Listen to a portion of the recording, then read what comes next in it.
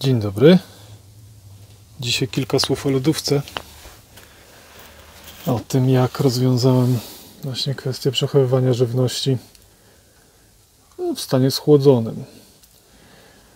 W poprzednich kamperach, które posiadałem, a głównie w T4, która była przed tym busem Oplem Movano, który teraz zbudowałem, miałem lodówkę ładowaną z góry, takie zwykłą lodówkę kompresorową Waeco, bodajże CDF26, jeśli się nie mylę. Wkleję Wam tu zaraz zdjęcie i było bardzo fajne rozwiązanie i w sumie chciałem ją także zastosować tu. Natomiast jej wielkim minusem było to, że trudno się wyjmowało z niej rzeczy, wszystko było położone jedno na drugim. Najczęściej to, co się chciało użyć aktualnie, masło, jogurt, cokolwiek, było na samym dnie. Trzeba było wszystko wypakować, włożyć z powrotem dwa, no i pojemność też nie była jakoś super duża. Dlatego postanowiłem zainstalować zwykłą lodówkę domową. To jest zwykła domowa lodówka podblotowa, zasilana 220 z gniazdka, które zamontowałem sobie tutaj w okolicach piecyka do grzania wody. Lodówka firmy Bowman, zwykły kitajski wyrób kupiony w markecie.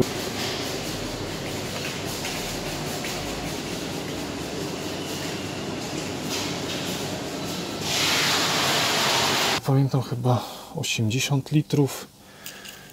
Ma dwie półki. Bardzo praktyczny pojemnik. Ma uchwyt na jakieś napoje, mleko, tym podobne historie i taką tutaj półeczkę. Do tego ma także, nazwijmy to, zamrażarnik, taką komorę mrożącą.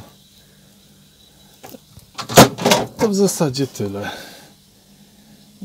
Lodóweczka jest oczywiście kompresorowa, tam z tyłu jest kompresor, do tego ta tutaj szufladka, w której przechowywane są aktualnie trunki, jest mniejsza. Kompresor jest bardzo cichutki.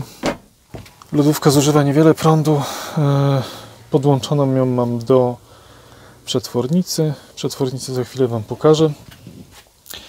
Lodówka działa, zainstalowałem ją już w lutym.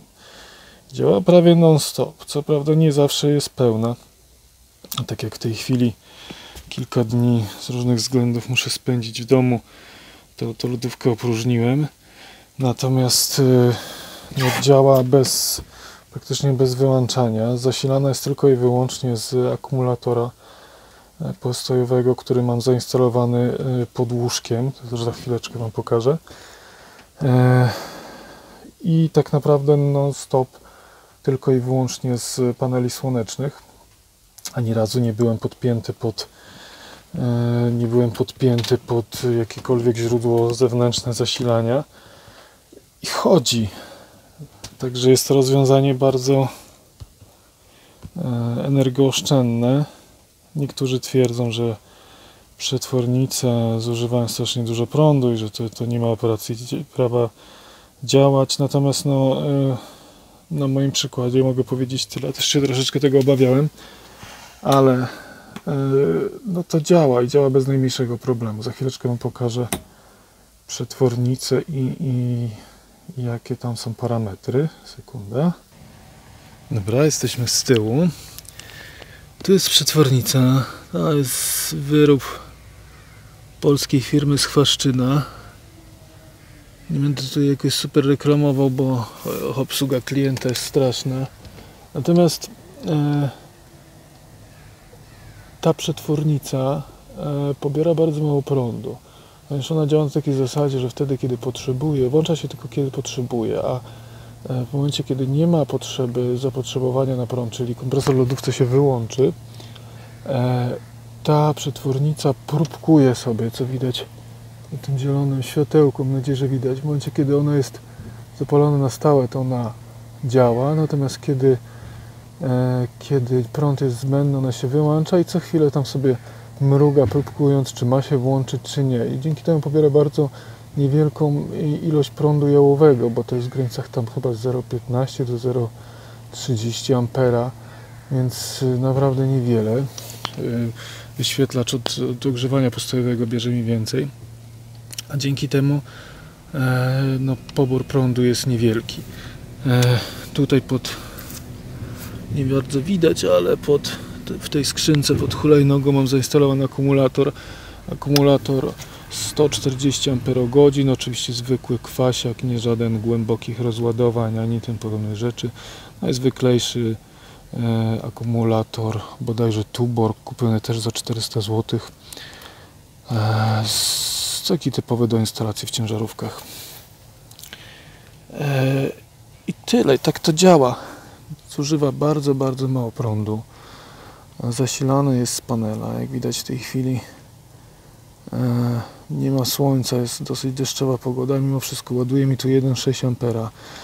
Na dachu mam tylko aż 200 W paneli słonecznych, dwa panele po 100 W, kupione oczywiście na AliExpress, jak większość rzeczy, które tutaj mam, no oprócz oczywiście tej przetwornicy lodówki. I to działa bardzo dobrze. Lodówka utrzymuje temperaturę zadaną tam w granicach 3-4 stopni wewnątrz, niezależnie czy w kamperze jest -5 czy +30, bo w takich warunkach sprawdzałem, bo jak powiedziałem, zainstalowałem to już w lutym i od lutego działa bez najmniejszego problemu.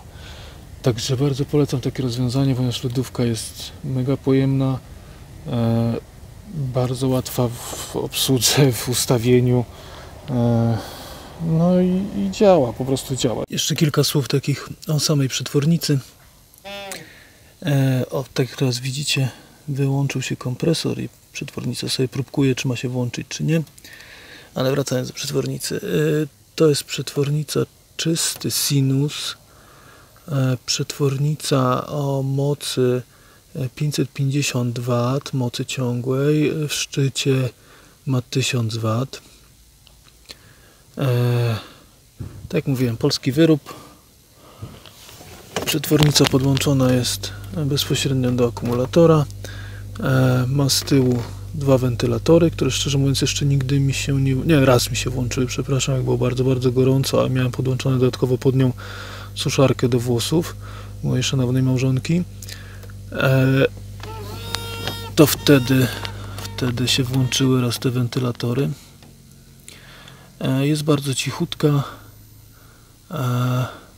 Kosztowała bodajże 450 albo 480 zł.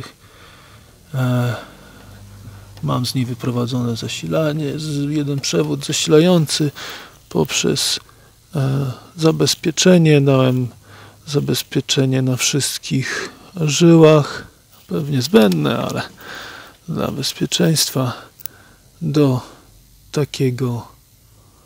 takich 4 gniazdek, które tutaj zamontowałem. Do tych gniazdek podłączone są wszystkie gniazdka rozprowadzone po kamperze. I tyle.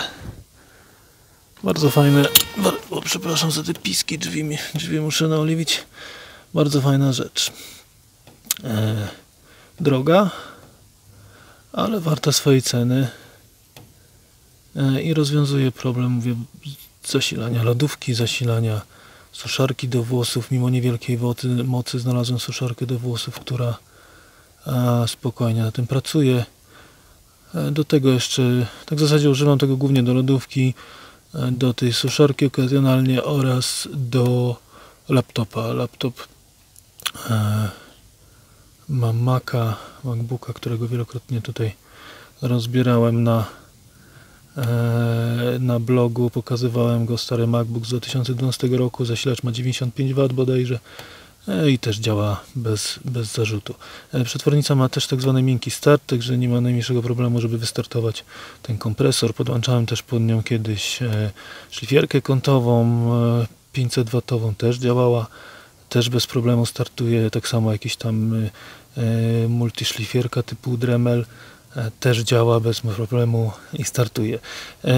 Jedynym takim minusem tej przetwornicy, chociaż to jest totalnie w niczym nie przeszkadza, jest to, że ona ma taką charakterystykę działania, że każde nowe urządzenie, jeśli się podłączy, powoduje jej jakby restart, czyli jeżeli na przykład mam podłączony laptop i w pewnym momencie włączy się kompresor lodówki, sama lodówka, to następuje jakby reset zasilania i na dosłownie kilka sekund rozłącza, na sekundę dosłownie rozłącza ten zasilacz laptopa i za chwilę włącza się wszystko razem. Każde dodatkowe urządzenie podłączone powoduje restart przetwornicy. Taką charakterystykę działania to ma, tak też producent opisuje na swojej stronie. Także jest to prawidłowe działanie, a dlaczego tak, nie mam zielonego pojęcia. W każdym razie to taki malutki jeden minusik jej. No i cena. Natomiast stwierdziłem, że to akurat jest warte tego, aby zapłacić odrobinę więcej, a mieć porządny sprzęt. Tak jak mówiłem, firmę wygooglacie sobie, siedzibę w Chwaszczynie. Dopóki nie będziecie mieli żadnego problemu, no to będzie działać. No jak przyjdzie wam zapytać o cokolwiek producenta, no to zderzycie się ze ścianą. Ja się ze ścianą zderzyłem. Obsługa klienta typowej polskiej firmy, niestety. No ale co zrobić? Nie będę wnikał w szczegóły, w każdym razie muszą nad tym mocno popracować. Jeszcze wam pokażę, w jaki sposób mam zabezpieczoną ją przed otwieraniem się. Jesteśmy z powrotem. Największą właśnie wadą może być to, że ta lodówka może się w trakcie jazdy otworzyć. Kiedy ona jest zapakowana do pełna, tam rzeczy się oczywiście przesuwają i nie ma ona żadnego zabezpieczenia, tak jak lodówki typowo takie, nazwijmy to kamperowe, czyli drogie. Zabezpieczenia przed otwarciem się. Rozwiązałem to w banalny sposób. Dwie gumy, nazywają ekspandery, czy Rosjanie mówią bungee cordy. Na czas jazdy zamykam sobie w ten sposób. Lodówka jeszcze nigdy mi się nie otworzyła, nic się nigdy z niej nie wysypało. A zrobiłem już ładnych parę tysięcy kilometrów po najróżniejszych drogach. Także to też działa. Tani, prosty sposób na zabezpieczenie lodówki. Bardzo polecam. Sama nazwa, sama firma to nie wiem co to jest. Jak mówię, jakiś chiński wyrób. Obok stała lodówka Amica, wyglądała identycznie. Kosztowała chyba ze 300 zł drożej, więc wybór był dosyć prosty. Tyle. Jeśli macie jakieś pytania, to zadawajcie. Postaram się odpowiedzieć. Dzięki. Nara.